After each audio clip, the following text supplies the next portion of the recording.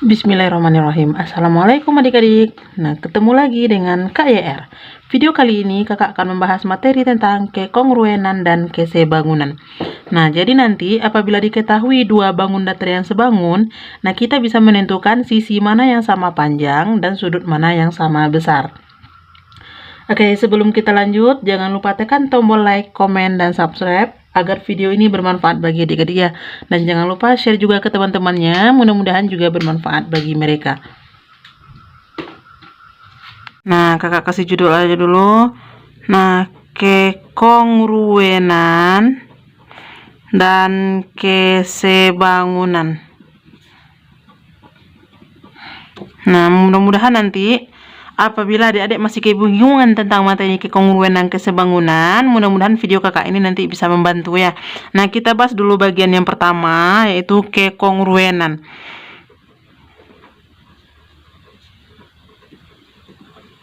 Nah, dua buah bangun datar di sini dikatakan kongruen itu apabila memiliki dua buah syarat. Nah, syaratnya yang pertama itu untuk sisi yang bersesuaian sama panjang. Sisi yang bersesuaian sama panjang. Nah, untuk yang kedua, sudut yang bersesuaian sama besar. Nah, jadi sisinya sama panjang, sudutnya sama besar. Nah, untuk lebih memahami materi kongruen ini, kakak cobakan ke soal ya, Dek. Nah, contoh soal. Nah, coba adik-adik perhatikan di sini. Diketahui soal segitiga ABC. Nah, ini diketahui segitiga ABC dan segitiga PQR itu kongruen. Nah, kakak tambahin gambarnya di sini. Nah, ini segitiganya ABC. Nah, di sini diketahui panjang AB-nya 10 cm, panjang AB-nya 10 cm, panjang AC-nya belum diketahui, panjang BC-nya 12 cm. Nah, kemudian ada segitiga kedua.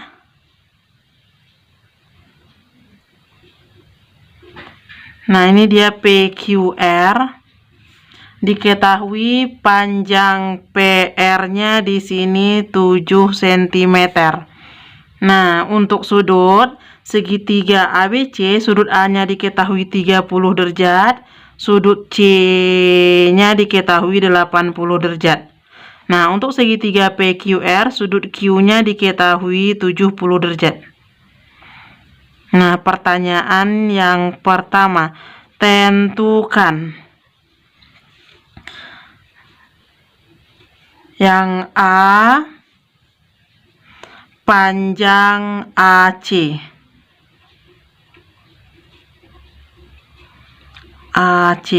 Yang B tentukan panjang PQ. Yang C tentukan besar sudut B. Besar sudut B. Nah, ini soalnya. Kita jawab di sebelah samping ya. Jawab pertanyaan yang A. Nah, tadi kita udah tahu kalau dua buah segitiga itu dikatakan kongruen, berarti sisi yang bersesuaiannya sama panjang, sudut yang bersesuaiannya sama besar. Walaupun gambarnya nanti dibalik-balik atau diputar-putarnya, berarti kita lihat aja sisi yang bersesuaian itu yang mana, berarti dia sama panjang. Kemudian sudut yang bersesuaian itu yang mana, berarti dia sama besar. Nah, coba perhatikan gambar ini adik-adik. Yang ditanya yang pertama panjang AC, berarti sisi AC pada segitiga ABC, nah sisi AC itu akan sama dengan panjang yang mana? Pada segitiga PQR. Nah, kalau kita perhatikan gambar ini berarti AC sudutnya 30-80 ya. Itu akan sama dengan PR. Nah, ini bisa juga nanti sudutnya kita tentuin. Nah, berarti panjang AC sama dengan PR itu 7 cm. Nah, ini ya pertanyaan yang A. Pertanyaan yang B, panjang PQ. Nah, PQ itu terletak pada segitiga PQR. Nah, sisi yang lebih panjang pada segitiga kedua ini.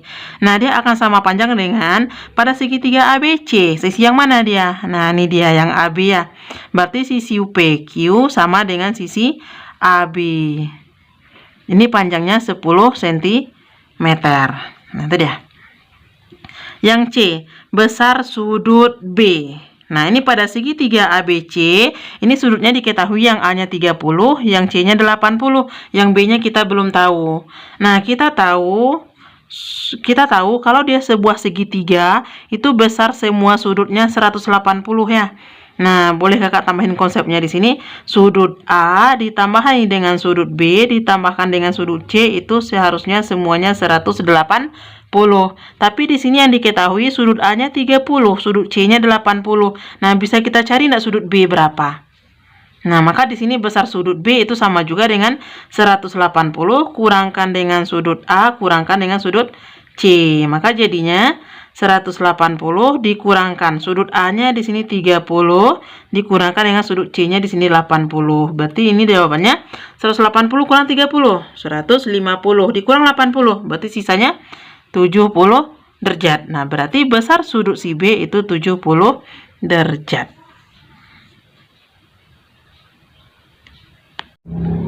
Baik adik-adik, kita lanjut bagian B, KC bangunan.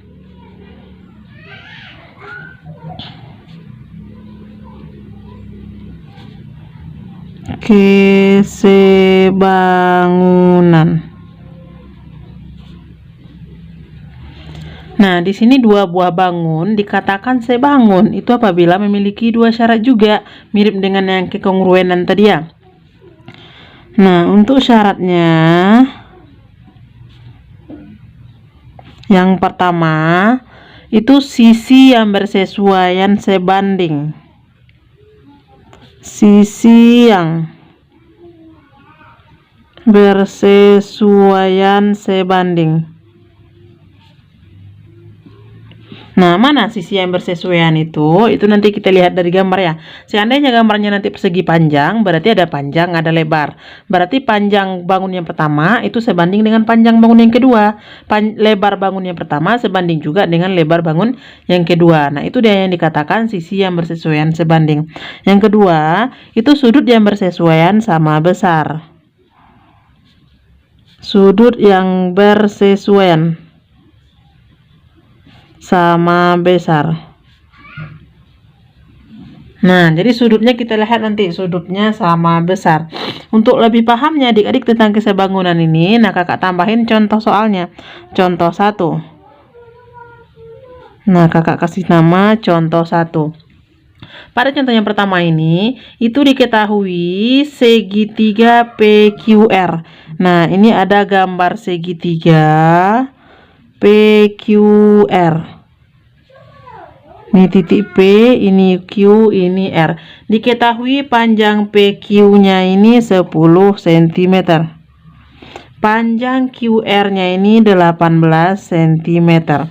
Dan ada satu buah segitiga lagi, segitiga KLM. Nah, ini gambarnya agak terbalik ya.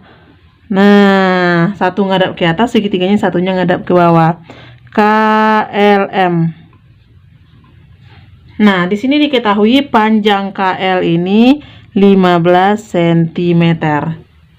Nah, di sini dikasih tahu juga segitiga PQR itu sebangun dengan segitiga KLM. Tentukanlah panjang LM. Tentukanlah panjang LM. Oke, kita jawab di sini ya. Nah, tadi kita udah tahu kalau dikasih tahu segitiganya sebangun antara dua buah ini, berarti syarat yang pertama tadi sisi yang bersesuaian sebanding. Nah, mana yang sisi yang bersesuaian sebanding? Nah, itu kita lihat gambar dari sini ya. Nah, ini sisi PQ akan sebanding dengan yang mana di sebelah sini. Nah, kita lihat PQ berarti itu sama dengan KL-nya, bagian alasnya ini. QR tinggi yang paling panjang berarti sama dengan LM. Kalau yang miring PR itu yang miring juga di sebelah sini sama juga dengan KM. Berarti boleh kakak buatin dulu perbandingan sisinya yang sebanding. Itu sisi PQ sebanding dengan LM akan sama dengan, nah di sini sisi QR. QR itu sebanding dengan KL. Nah, kita isikan nilainya yang diketahui. PQ diketahui 10 cm. Nah, satuannya kakak abain dulu ya, karena dia sama-sama senti semua. Berarti 10 cm dibandingkan dengan LM ini yang mau dicari. Kemudian QR-nya 18 cm, KL-nya di sini 15 cm. Nah, di sini baru kita sederhanain. Untuk menyederhanakan bilangan seperti ini, itu bisa kali silang, bisa juga disederhanain dulu pakai sistem coret. Nah, mana yang bisa dicoret di sini? Nah, ini cara cepatnya aja kakak ambil ya. Untuk sistem coret, itu yang boleh dicoret bagian atas dengan bagian bawah. Nah, kalau enggak bagian sebelah kiri sama dengannya ini dengan sebelah kanan sama dengannya. Nah, ini aja yang boleh dicoret. Kalau silang tidak boleh. Nah, ada 10, 18 sama 15. Nah, biar lebih gampang kita coba dulu. Misal atas bawah 18 dan 15. Berarti ini sama, bisa sama-sama kita bagi 3. 18 bagi 3-nya dapat 6. 15 bagi 3-nya dapat 5. Kemudian ada 6 sama 10 kiri dan yang kanannya.